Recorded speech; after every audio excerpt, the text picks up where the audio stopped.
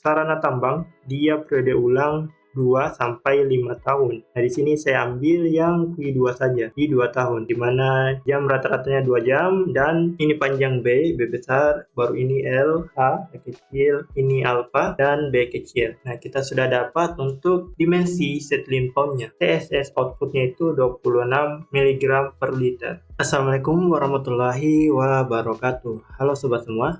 Pada video kali ini, saya akan membahas analisis rancangan sistem penyaliran dan settling pound pada daerah tambang. Sebelum lanjut, jangan lupa like dan subscribe channel ini agar lebih bermanfaat lagi. Terima kasih. Pada saat perencanaan, kita memiliki data seperti data curah hujan, data area luasan rencana tambang. Nah, kita olah terlebih dahulu yaitu data curah hujan. Oke, yang pertama, kalian perlu menginput data curah hujan bulanan dari Januari sampai Desember dari data yang kita punya. Misalnya di sini saya mempunyai data dari tahun 2009 sampai 2023 dengan data seperti ini. Lalu kemudian kita urutkan dari data yang terbesar hingga terkecil. Lalu kita melakukan perhitungan frekuensi. Nah, di sini di perhitungan frekuensi diuji distribusinya itu gumbal dan log per cm 3 dia memenuhi. Jika kalian ingin melakukan perhitungan curah hujan rencana, kalian bisa nonton video saya yang ini.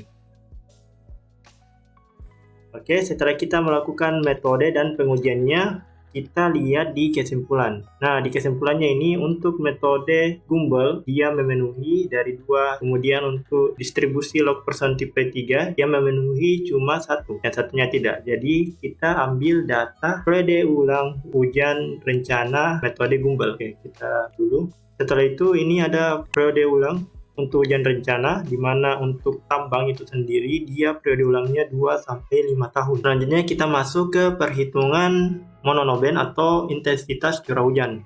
Di sini ada tabel kondisi curah hujan dan intensi curah hujan dari hujan ringan sampai hujan lebat. Nah, di sini kita tentukan dulu berapa umur dari tambang yang kita teliti. Nah, di sini misalnya umur tambang itu 5 tahun, masukkan di sini 5. Lalu kita lakukan perhitungan risiko hidrologi dengan rumus seperti ini, di mana kita hitungkan dari periode ulang hujan 1-15 tahun. Nah, ini resikonya sesuai dengan rumus. Nah, ini resiko hidrologi dari umur tambang yang kita teliti. Kemudian kita tentukan durasi curah hujan. Nah, biasanya ini data dari pengukuran di perusahaan tambang. Nah, ini misalnya dari tahun 2009 sampai 2023, ini 73 jam durasi curah hujannya. Nah, ini kita totalkan. Ini satuannya dalam bentuk jam. Setelah itu kita tentukan juga total hari hujan 1 tahunnya dari bulan Januari sampai Desember, berapa kali mengalami hujan dari tahun 2009 sampai 2023, lalu kita totalkan. Nah, selanjutnya kita melakukan waktu lamanya hujan. Nah, ini rumusnya yaitu jumlah keseluruhan durasi hujan dibagi jumlah keseluruhan harian hujan. Jadi kita dapat tabel di sini untuk waktu lama hujan, durasi rata-ratanya di sini dia dapat 2 jam. Dari tahun 2009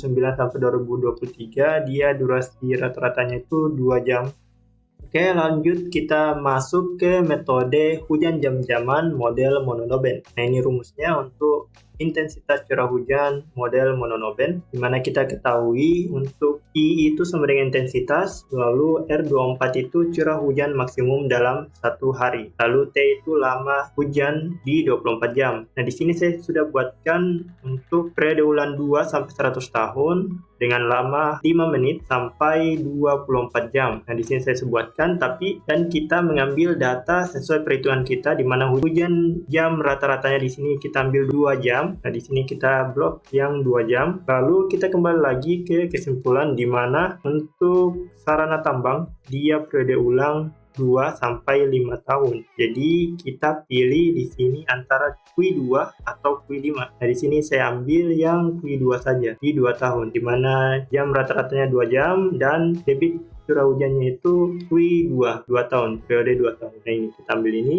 kita masuk ke debit rencana. Kita memakai metode rasional, di mana ini rumusnya Q sama dengan 0,278 dikali C dikali I dikali A. Nah, di mana intensitas curah hujannya kita sudah dapat dari tadi dari perhitungan mononoben ini. Kemudian untuk luasan daerah pengaliran. Nah, ini contohnya saja, di mana D1 itu dia luasannya 0,14 km persegi, kemudian D2 itu 0,4, D3 itu 0,3, dan D4 itu 0,3. Untuk koefisien air limpasan atau C, kita ambil 0,9, di mana kita lihat di tabel ini, di mana curam kemiringannya itu lebih besar daripada 15% dan tanah gundul atau penambang. Nah, di sini kita ambil yang penambang 0,9. Lalu di sini juga ada keterangan dari lokasi penambangan ini juga kalian bisa baca saja. Kemudian kita lakukan perhitungan debit limpasannya. Kita masukkan dalam rumus, di mana 0,278 dikali 0,9 dikali intensitas curah hujan dikali luasan dari daerah tersebut. Ini kita lakukan di D1, D2, D3, dan D4. Ini kita dapat debit dari setiap pit di daerah tambang. Nah, setelah kita melakukan perhitungan debit, kita masuk ke perhitungan saluran terbuka dan gorong-gorong. Nah, di perencanaan ini kita akan melakukan pembuatan saluran terbuka untuk dapat mengaliri aliran debit yang kita sudah dapat, dan kita akan membuat gorong-gorongnya. Nah, di sini untuk saluran terbuka kita penentuan saluran pengaliran dimensi penampang, di mana untuk harga N itu kita tentukan jenisnya. Kalau di tambang itu hanya berupa bentuk tanah, jadi kita ambil 0,03. Nah, di sini kita lihat tanah 0,02 sampai 0,03. Jadi kita ambil yang tertinggi saja 0,03. Lalu kalian baca saja ini untuk menghitung luasan. Nah, ini rumusnya untuk menghitung luasan dimensi salurannya. Nah, ini gambarannya. Dimana untuk sudut kemiringannya itu 60 derajat. Jadi kita dapat M-nya itu sama dengan 1 per tan 60 derajat, jadi 0,58 atau 577. Lalu kita lihat juga tabel tipe saluran. Di sini kalian baca saja pada kemiringan dasar saluran itu mengikut dari menurut Fifth Leader tahun 968, di mana antara 0,25 sampai 0,5%, sehingga S yang kita dapat atau kemiringan saluran yang kita dapat yaitu 0,0025 yang digunakan sebagai kemiringan dasar saluran, di mana harga S itu 0,25% merupakan syarat agar tidak terjadi pengendapan lumpur. Nah, kita lakukan perhitungan atau pembuatan saluran terbuka di setiap daerah pit di tambang. Nah, di daerah 1 yaitu D1, kita ambil debitnya 0,57 dari perhitungan tadi. Kemudian kita masukkan persamaan Manning. Kita lakukan perhitungannya karena debitnya kita sudah dapat, jadi kita masukkan sini. Lalu A-nya kita belum dapat, luasannya saluran kita belum dapat, jadi A-nya itu diganti H pangkat 8/3. Jadi kita dapat nilai H-nya itu 0,79. Kemudian jika besaran tinggi jagaannya adalah 20% dari 0,797, sehingga kita kalikan saja 20%, jadi 0,159 nilai yang sudah kita dapat ditambah besaran tinggi jagaannya yaitu 20%, jadi kita dapat 0,957. Lalu untuk kemiringannya itu tadi 60 derajat, kita cari cos 60 derajat, jadi 0,58. Kita dapat untuk kita menghitung dimensi saluran terbukanya, di mana kita cari yang B sama dengan 2/3H akar 3. Nah, ini kita dapat 0,9206 meter. Kemudian kita cari nilai B besar sama dengan B kecil ditambah 2M dikali H. Nah, ini M-nya kita sudah dapat tadi, ini 0,58. Jadi kita dapat B besar itu 1,84. Lalu kita cari L-nya dengan rumus seperti ini. Ini rumusnya kita dapat 2,025. Lalu untuk A-nya kita dapat 1,1 meter persegi. Nah, di sini kita cari beta atau garis miring sama dengan H per sin alfa. Nah, sinnya itu 60 derajat, jadi kita dapat 0,92. Nah, di sini kita dapat saluran terbukanya dari perhitungan tadi. Nah, kita dapat kemiringan, kedalaman saluran, tinggi jagaan. Nah, ini gambar dari perhitungan tadi kita, di mana D tingginya, ini panjang B besar, baru ini L, H kecil, ini alfa, dan B kecil. Lalu ini 60 derajat. Nah, kita lanjut ke saluran terbuka di D2. Nah, di sini debit alirannya itu 0,98. Dia aliran terbesar karena kita cek cek lagi di sini di petanya. Untuk D1, D4, D3, dia arah airnya itu mengarah ke utara. Jadi dia ke D2. Jadi aliran dari D1, D4, dan D3 itu mengalir ke D2. Jadi kita ambil dari debit limpasan di D1, D2, D3, D4, kita masukkan ke D2. Alirannya masuk ke D2, di mana kita lihat di sini D2 terletak di luar pit di sisi utara yang menangani air dari luar yang masuk ke dalam pit dan juga mengaliri air menuju kolam pengendapan. Nah, di sini akan dibuatkan kolam pengendapan di D2.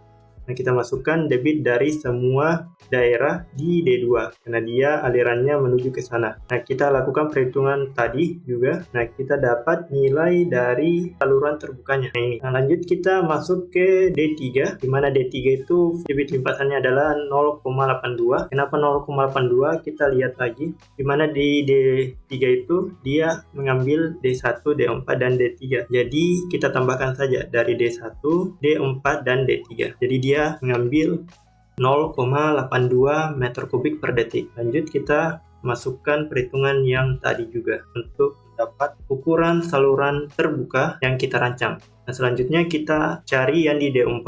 Untuk D4 itu kita ambil lihat di perencanaan yaitu D1 dan D4 karena dia mengaliri ke D3.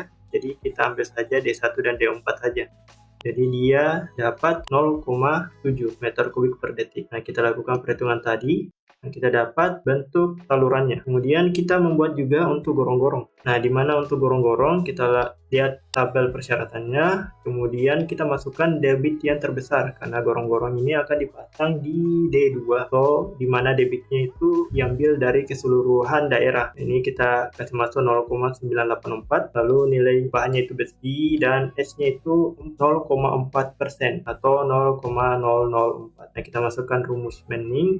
Nah, kita olah di mana DA-nya itu kita belum ketahui luasannya. Jadi dikali D pangkat 2 atau kita jabarkan D pangkat 8/3. Ini kita dapat untuk nilai D-nya. Ini untuk nilai D dan D bagi 2 dengan lingkaran. Oke, kita dapat untuk volume saluran terbuka dan volume gorong-gorongnya. Kemudian kita melanjut ke perhitungan kolam pengendapan. Kita masuk ke perhitungan kolam pengendapan. Di sini kita perlu perhatikan ada A sampai G yang perlu kita perhatikan dalam melakukan perhitungan kolam pengendapan. Oke, ini kalian baca sendiri saja. Pertama, kalian melakukan perhitungan perbandingan cairan dan padatan. Nah, ini kita baca di sini untuk nilai TSS dari data perusahaan, data pengukuran, di mana TSS itu total suspensi soil atau total padatan tersuspensi. Nah, di sini kita dapat nilai 210 mg per liter. Kemudian kita masukkan ke dalam kolam pengendapan sebesar 0,984 meter kubik per detik. Nah, ini rumusnya untuk residu terlarut. Rumusnya kita dapat 258,19 gram per detik. Lalu untuk volume padat, ini rumusnya kita dapat 0,0010 meter kubik per detik. Lalu untuk persen padatnya, ini rumusnya kita dapat 0,008%.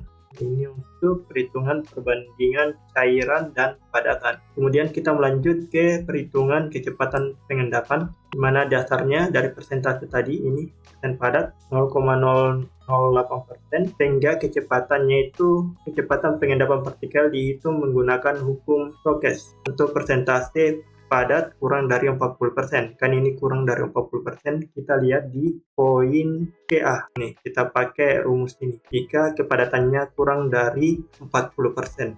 Nah, ini rumusnya. Nah, kita lakukan perhitungannya, ini rumusnya. Nah, kita dapat FT, kecepatan pengendapan itu 0,002746 meter per detik.